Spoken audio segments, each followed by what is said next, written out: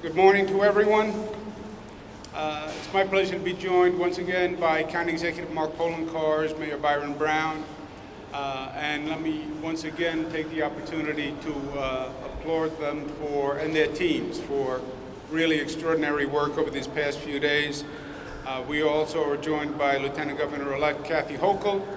We have General Patrick Murphy from the National Guard, Major Michael Soretto from the State Police. Commissioner Richard Ball has joined us from the Department of Ags and Markets. He's going to be assessing today any damage done to farmlands, livestock, etc. We have Roanne DeStito, who's the Commissioner of OGS, who is in charge of running the stockpile. Commissioner Joe Martens from DEC.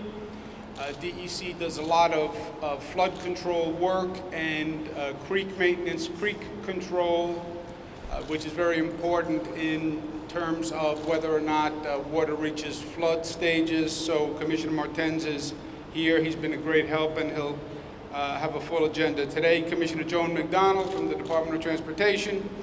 Commissioner Howard Zucker from the Department of Health. In case there are any health issues, Chairwoman Audrey Zibelman of the Public Service Commission. She'll be working with National Grid to make sure if there are any power outages that National Grid is ready to respond and is responding on a timely basis, and that National Grid has done the kind of preparatory work they need to do to be ready for this situation. Bill Davis from Homeland Security, and we've been joined by Kevin Wisely from the Onondaga Emergency Services, who's giving us technical assistance. As far as the snow removal, the operation has been proceeding well virtually across the entire affected area. There's still a driving ban in Lackawanna and in the city of Buffalo. Lackawanna posed unique problems, if you might, because of the design of Lackawanna. You have many narrow streets. You had cars parked on both sides of the street, which left a narrow path in the middle. You had a lot of abandoned cars in Lackawanna. County Executive was mentioning that at the end of the day, he believes more cars will be towed from Lackawanna than the entire rest of the county, believe it or not. So we have some specific problems in Lackawanna that we are addressing. I was there last night. Hamburg, we've made good progress, still more to do. And as I mentioned, the only driving bans left are Lackawanna and the city of Buffalo. So good progress there. We'll be preparing to open this morning exit 57A on the thruway, which was the last exit that was closed due to a driving ban, but that driving ban has been lifted, so we'll be opening that exit.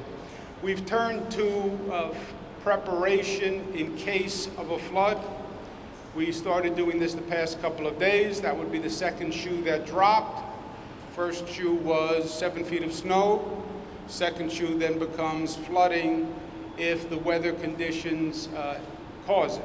How would it cause it? By an increase in the temperature, which dramatically melts 7 feet of snow quickly, overfilling the creeks and the drainage system, and that's a possible flooding situation.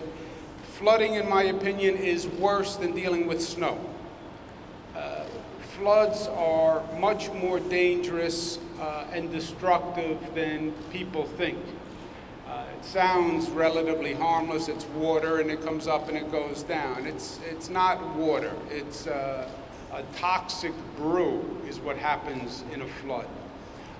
It has sewage in it. It has all sorts of runoff in it, and it does tremendous damage with anything that it hits. So flooding is nothing to take lightly, and I've learned that lesson the hard way. DEC is checking the creeks and the pumping stations today to make sure the pumping stations are all operational, to make sure we have backup generators for any pumping stations that may get into trouble. DEC operates its own pumping station, which we'll be visiting later on. We'll be talking to the local governments about their pumping stations to make sure that we're maintaining stream control. Individuals can be helpful here on your own home, your own gutters, and if there's a drain in front of your home, to the extent you can, without hurting yourself or creating any dangerous situation, clear those drains so the water has somewhere to go. We're preparing evacuation plans and a shelter system. The Red Cross will set up a shelter system. We'll be setting up a backup shelter system in case we exceed the capacity of the Red Cross shelter system at SUNY schools and at Erie Community College, which will be a backup shelter system with material there. If you live in an area that typically floods or has flooded, or if you live near that area, prepare to evacuate for a flood situation. It's not enough that your house has never been flooded before, right? There's always a first time, and this may be the first time. So if you're even near a neighborhood or an area that floods, I would prepare to evacuate, which means have a bag packed, which means assemble the important papers in your home and in your life.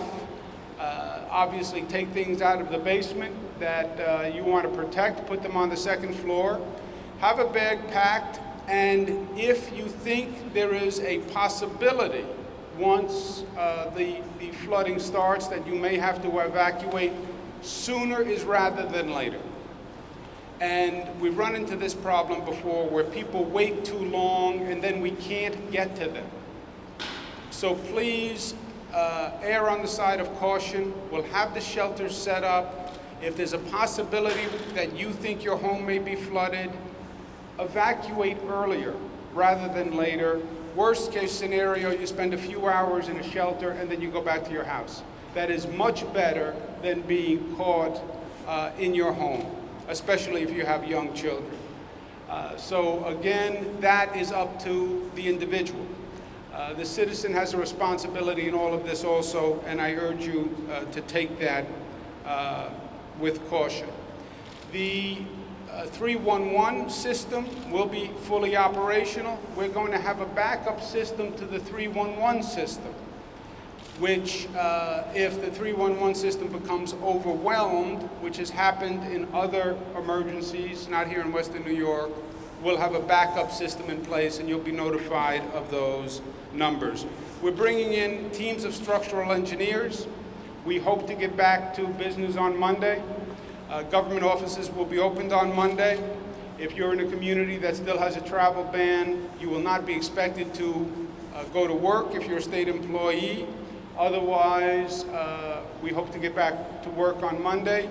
Schools will be opened. We're sending in teams of structural engineers to inspect any school that we think could have a potential of a structural problem. Obviously, we don't want children going into a school if we have any questions about the structural integrity of that school. We also have the availability for emergency food for people who are homebound. This is for people who are really homebound. It's not just for, it's not a luxury service, primarily for senior citizens, primarily for the disabled. Again, you can access that through 311. We'll also have a backup system where the National Guard is making food deliveries, medicine deliveries, etc.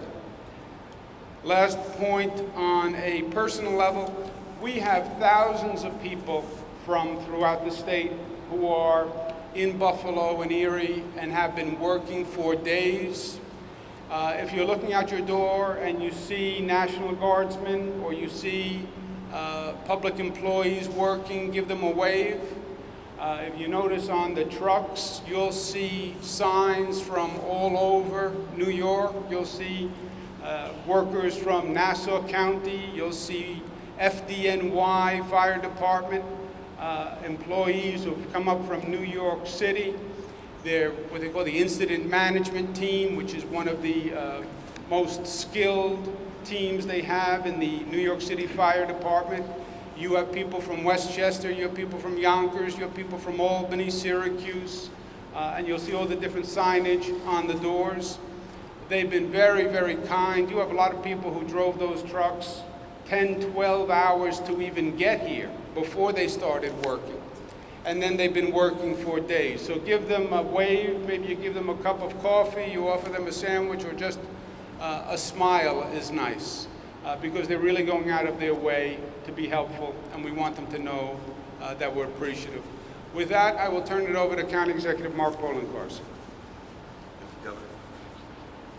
Thank you, Governor, for your continued commitment to our community, first with the movement of supplies, equipment in, and the National Guard to help deal with the snow removal, and now, of course, the hundreds and hundreds of pieces of equipment that are at the ready in the case of flooding. Erie County Department of Environment and Planning, through its Division of Sewerage Management, is ready in the event of flooding. We have 8 sewer districts. We have coordinated, and we have 3 staging areas for pumps and generators that the Division of Sewerage Management has on hand at all times, and we've rented additional supplies if needed. I feel very comfortable about where the Division of Sewerage Management is in conjunction with what the state has brought in. We certainly have the supplies, and there's a great coordination team at the Emergency Operations Center that's planning the logistics of what's necessary in the event of flooding based off of what we've seen in the past, examination of floodplain maps, recent floods that we've seen. So I certainly would advise the public to do exactly what the governor said in preparation for potential flooding. Make certain you have an evacuation plan and supplies at the ready. If you live in an area where there's been flooding in the past and you have valuables in your basement, you should remove them now before there's potential for flooding.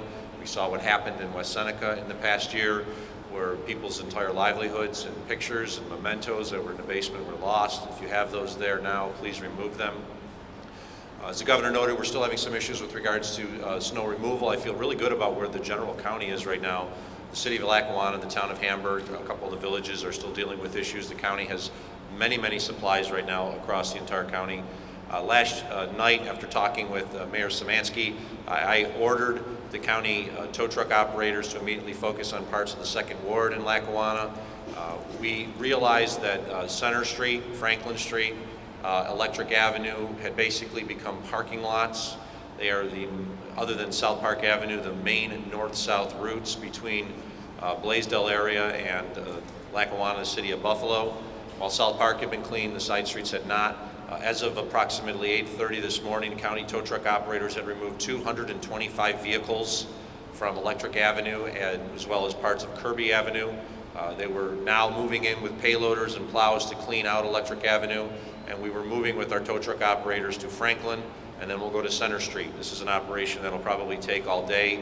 Vehicles that were moved on Electric, Kirby, and other parts of Lackawanna that were moved by county-operated tow truck operators or county-approved tow truck operators were moved to the VFW post on South Park Avenue, the Weber post, and Lackawanna Stadium facility right across the street. So if your vehicle was on Electric Avenue or one of these other avenues and you do not see it, after all is said and done and the road is clear, it is in all likelihood at the VFW post as well as the stadium on South Park Avenue. As in the cases of the prior vehicles that were towed, the county is not charging homeowners, car owners for the cost of the tow. We will accept that cost. Based on what the estimates are, the total towing cost for the county will be somewhere in the $150,000 to $200,000 range when all is said and done. I talked to Supervisor Stephen Walters of the town of Hamburg this morning. All major roads are open. Secondary roads are in very good shape. County assets as well as DOT assets, National Guard, are now working their way through various side subdivisions along with the town in the town of Hamburg and its portion of Lakeview. Because of the way these subdivisions are, it's going to take some time to even get into the back of some of these subdivisions because in many of these areas they received 6 feet of snow or more. While there has been some snow melt, there's an exceptional hard pack on the bottom, and as a result we still have to come in with loaders and pick up loads and put them in tow trucks and slowly move the process along.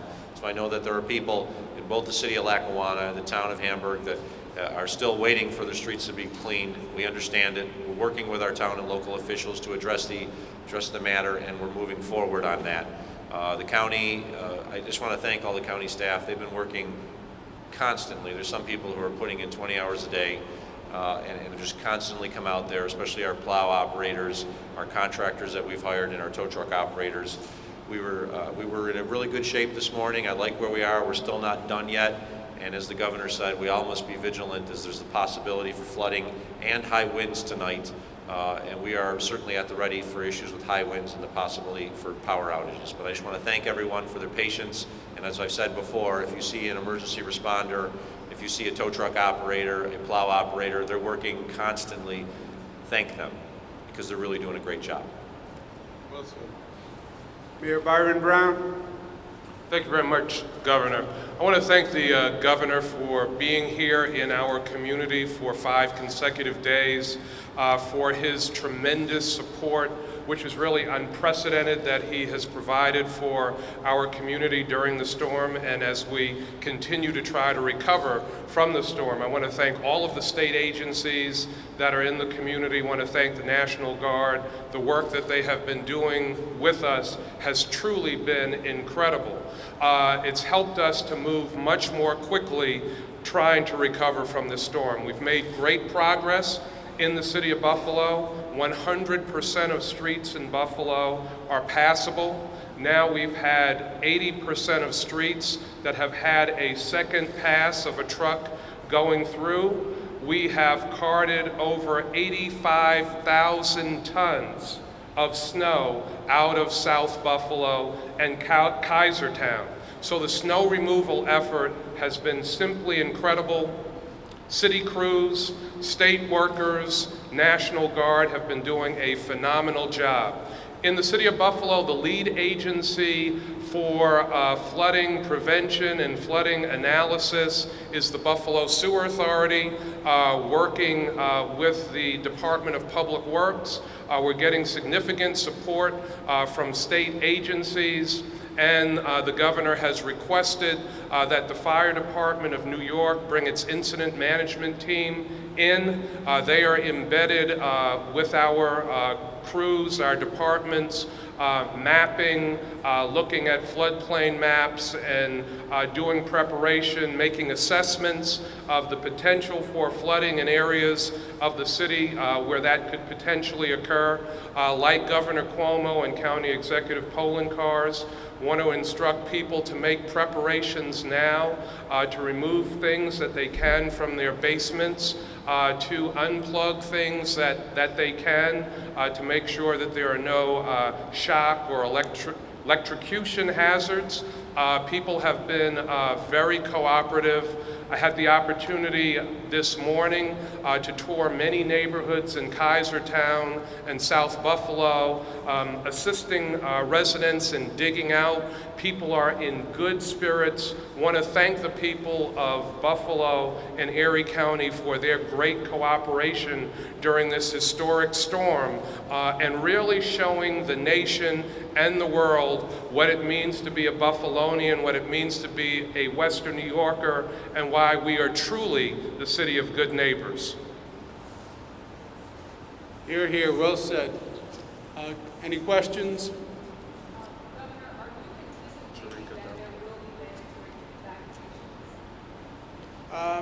We are not anticipating anything specifically. The old expression, I think, is applicable here. You prepare for the worst, you hope for the best, and that's what we're doing.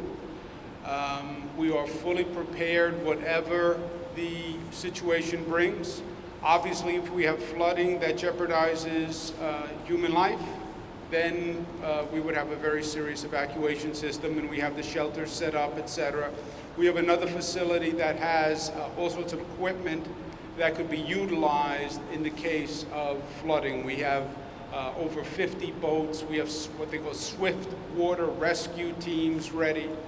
But that's, if we get lucky, and I said a prayer this morning, if we get lucky, then none of this will be deployed. But I want to make sure we're prepared if we do need it.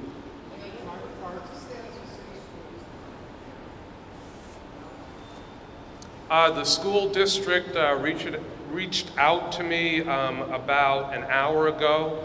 They are still making an assessment. We have not gotten any notification of the status of schools being opened or closed. They have their transportation people out in the affected neighborhoods in the city, and they will make that determination sometime later today. Last night you guys had people walking off the jobs in the village of Farnham. Excuse me, let's do one at a time.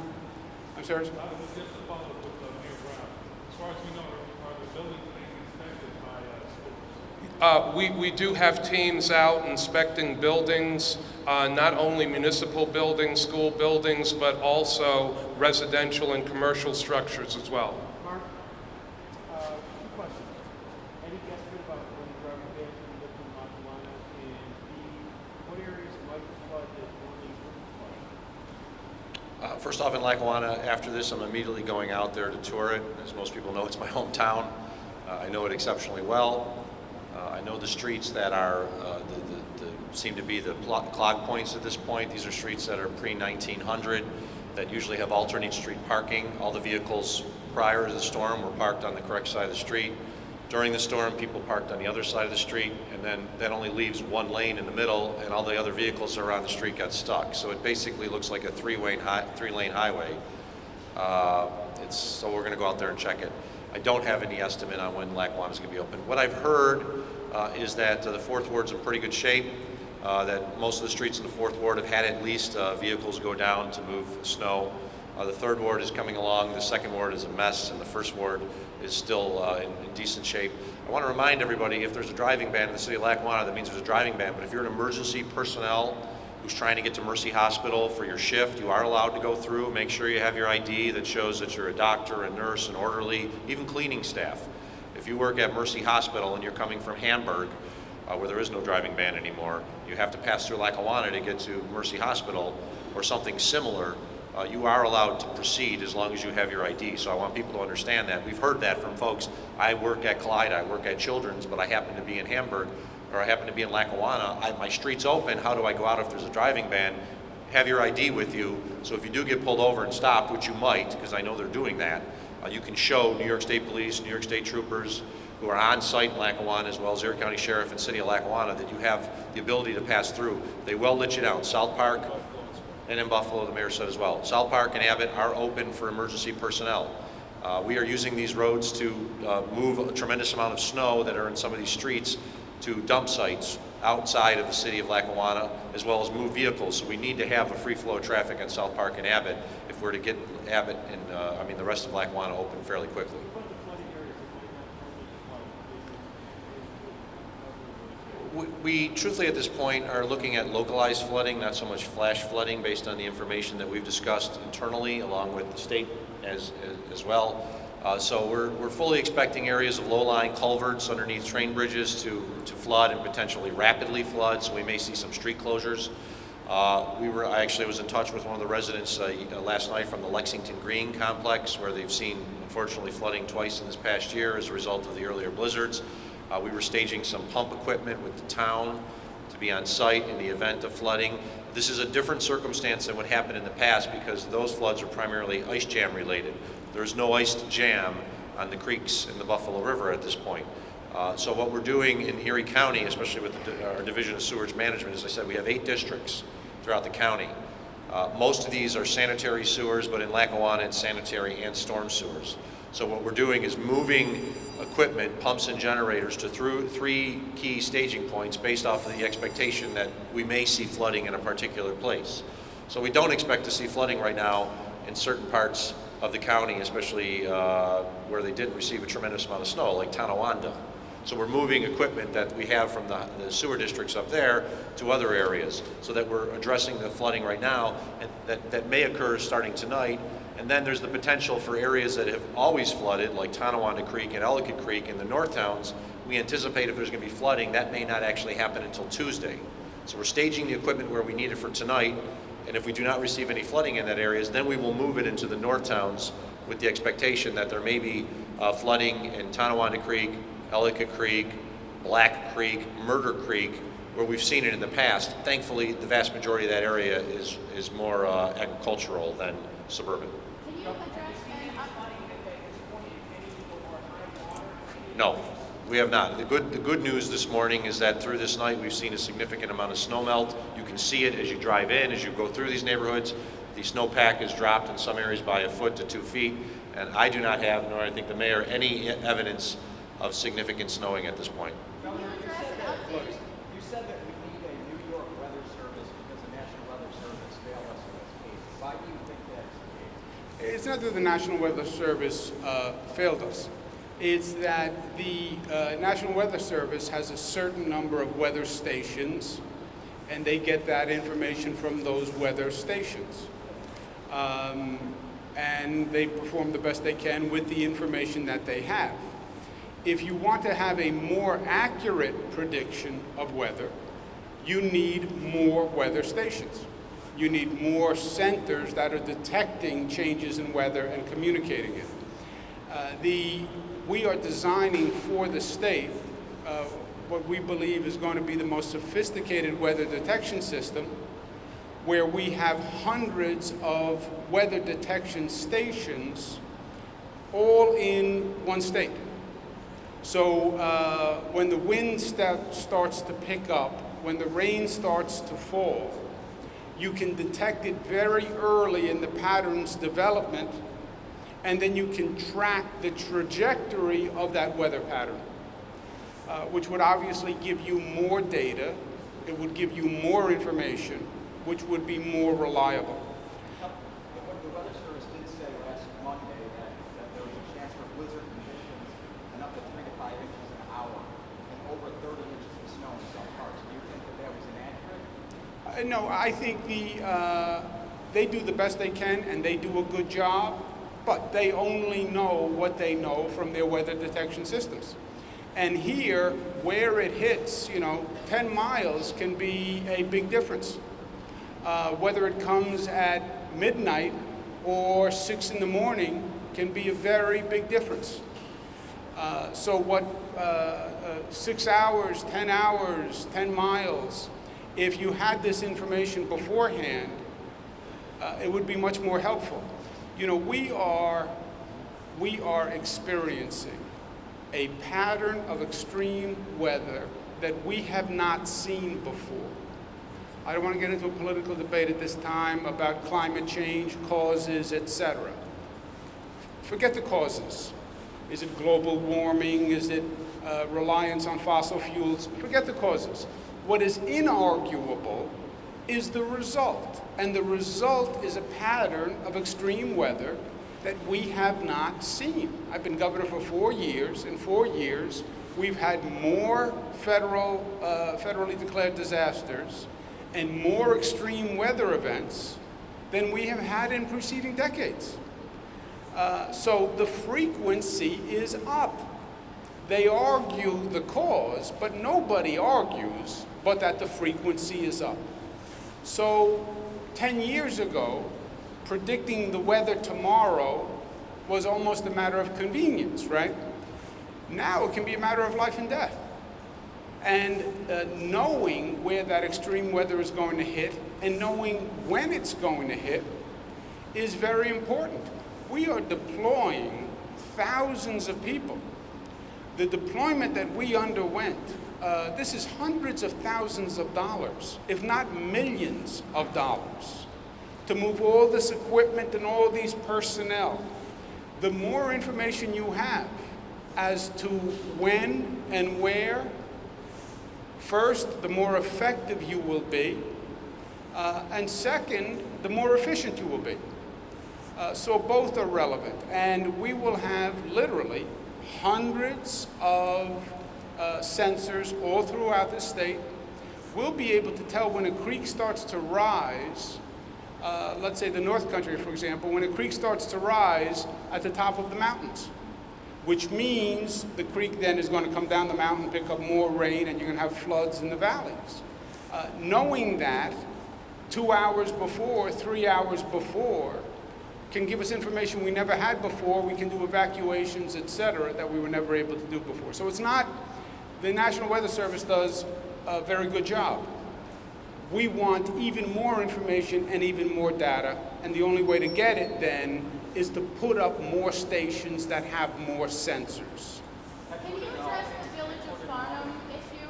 It will be headquartered in Albany, yes, but it will be the sensors literally communicate over the internet. and they will do wind speed, rise in water, temperature of the water. They really are fascinating devices. Will there be people there manually? No, the sensors are placed, they're maintained, but they're not manned. Can you, County Executive or Governor, address the Village of Farnham issue? Was everything handled appropriately or safely last night? And what's going to happen now? I have not talked to the mayor about this. She just recently called as I was heading here, and I'm going to have an opportunity to talk. I do know some of the backstory. It appears that there was an individual who was working on Farnham equipment who was an unlicensed operator, and the mayor asked the Department of Public Works head to remove that individual, and there was a disagreement at what was going on. It may have actually been the son of the Public Works Commissioner in the village of Farnham, and at that point the mayor either suspended or fired for insubordination after I understand they had to call sheriffs out to break up this argument. Unfortunately, word got out very quickly, whether from the Department of Public Health's chief in Farnham, that what occurred, and the plow operators who were on the road, for whatever reason, parked their vehicles right sometimes in the middle of the road and left them running and walked off the vehicles, which, you ask me, is completely irresponsible. It's an equivalent of wildcat strike, which of course is illegal.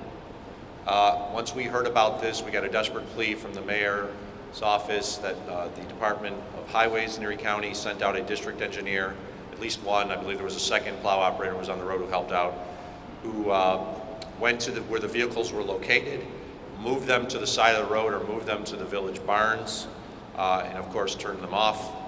And at this point, if there are snow removal issues that need to be addressed in the village of Farnham, the county has assumed that responsibility until such time as this sort of uprising, as the governor noted when I was briefing him earlier, in Farnham is resolved. But it's silly, it should never have happened, and I feel very bad for the residents of Farnham that they had to deal with this. It does not appear to have caused any issue with regards to life or, for that matter, personal property damage, as the roads have since been cleared.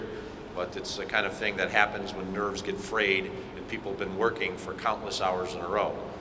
We're looking into it to try to find out more information. I certainly hope that we never have another little uprising like this, whether it's the village of Farnham or not.